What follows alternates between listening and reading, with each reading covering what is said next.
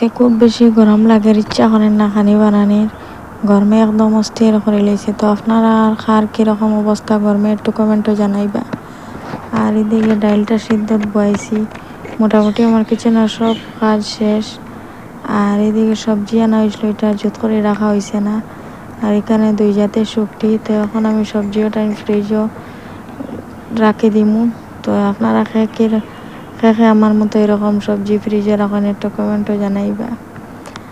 আর আজকে মোটামুটি কাজে তো মন লাগেন না, শরীরটাও অসুস্থ, মনটাও অসুস্থ। আর এদিকে গরমে মানে খানি বানানোর ইচ্ছাটাও করেন না। আর এদিকে আমি সব বাসন ধুইলেছি, আর এই কুকারটা রইছিল, তখন ওই কুকারটা ধুইলাই। আর আমার এই বাসনটা ধুইতে অত বেশি মানে বিরক্ত লাগে, ইচ্ছা করে না ধোয়ার। তো খেয়ে আমার মতো এরকম বিরক্ত হয় কুকার ধুইতে, একটু কমেন্টও জানাইবা। আর এখন আমি বাসনটা ধুইয়ে গিয়ে রুম সাফ করিলাম। মোটামুটি আস্তা দিন একটা না একটা কাজ থাকেও, কাজ আর শেষ হয় না।